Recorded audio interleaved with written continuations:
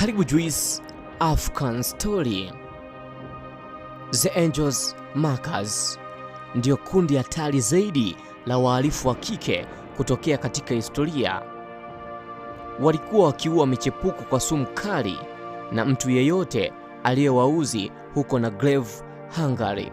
Zaidi ya wanaume 300 waliuliwa na wanawake hawa. Kati ya mwaka 1914 hadi mwaka 1929, hatimaye walikamatwa na kuhukumiwa vifo. Historia ya kundi hili hatari inaanzia kwa mkunga Susanna Fazekas aliyefika katika hospitali moja huko Nagrave mwaka 1911, ambaye katika miaka ya 18 ya ukunga wake mwaka 1911 na mwaka 1929 alikuwa ashatiwa jela zaidi ya mara 10 kwa makosa ya kuwatoa wanawake mimba, jambo lililokuwa kinyume cha sheria. Hiyo ilitokana na kwamba wanaume wengi katika mji huo walikuwa bado hawajarejea kutoka vitani, walikokuwa wameenda kilazima kwa amri ya serikali na kufanya wanawake wengi kuwa na michepuko, hivyo mimba za michepuko kuwa nyingi. Muda wa wanaume kurejea kutoka vitani sasa ndiyo ilikuwa shida kwao, kwani hawakutaka kujulikana kama huku nyuma walikuwa na michepuko. Ndipo kwa msaada wa mkunga Susanna walikuwa wakipewa sumu aina ya arsenic ili kuimaliza michepuko. Unaambiwa kwamba ni kama wanawake wengi ndio walipata suluhu, michepuko ilikuwa inakufa kama kuku wa kideri, na hata michepuko yao ilipoisha wakaanza kuua watu wanaokorofishana nao na hata wazazi waliokuwa wabishi kutoa urithi, huku kiongozi wao Susanna akiwauliza kila mara, kwa nini mnawavumilia? Mtu wa kwanza kufa kwa sumu huko Nagrave ilikuwa ni mwaka wa 1914. Baada ya hapo, vifo vya wanaume, watoto na washiriki wa familia wengi wakiwa wanaume vilifuata kila kukicha. Sumu hiyo ikawa ndio mtindo wao, na katikati ya miaka 1920 mji wa Nagrave ulilipata jina la utani, mji wa mauaji. Kulikuwa na mauaji yanayokadiriwa kufikia 300 katika kipindi cha miaka 18 ambao Susanna aliishi katika wilaya hiyo.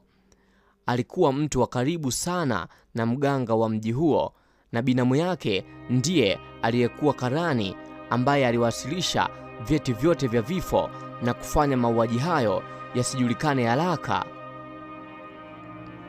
Hatimaye mauaji hayo yalitangazwa hadharani mwaka 1929 na uchunguzi kuanza rasmi. Baada ya uchunguzi, wanawake 34 na mwanaume mmoja walifunguliwa mashtaka. 26 ndio walipandishwa kortini, ambapo 8 walihukumiwa vifo, 12 walipata vifungo vya miaka kadhaa jela na wengine kuachiwa. Na hapo ndipo hadithi ya Angel Markers inaishia. Lakini ukweli ni kwamba hadithi hii haiishii hapo, kwa sababu hii si simulizi ya kijiji kimoja tu, si simulizi ya wanawake wachache waliovuka mipaka ya sheria. Hii ni simulizi ya kitu kilicho ndani ya binadamu, kitu kinachoweza kukua taratibu, kimya kimya, mpaka siku moja kinageuka kuwa hatari. Fikiria kwa sekunde moja, ni nini kingetokea kama ungeishi maisha ya mateso kila siku, bila msaada, bila haki, bila mtu wa kukusikiliza? Je, ungeendelea kuvumilia milele au ungeanza kutafuta njia ya kutoka kwa gharama yoyote? Wanawake wa Nagrave hawakuanza kama wauaji, hawakuamka siku moja na kusema wanataka kuua. Hapana, walianza kama waathirika, walianza kama watu walioumizwa, walianza kama watu waliokuwa wanatafuta msaada. Lakini walipokosa msaada, walipokosa haki, walipokosa matumaini, waligeuka kuwa kitu kingine kabisa, na hapo ndipo mstari kati ya waasilika na mhalifu ulipoanza kufutika.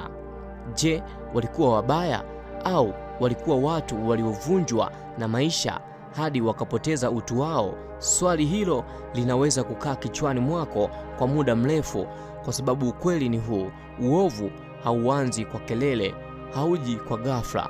Unaanza taratibu, kwa maumivu madogo, kwa chuki ndogo, kwa mawazo madogo ya kulipiza kisasi. Alafu siku moja unajikuta umevuka mstari ambao haukuwahi kufikiria.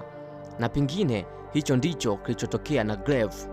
Kijiji kilichoonekana kuwa tulivu kikawa sehemu ya siri nzito zaidi katika historia ya binadamu.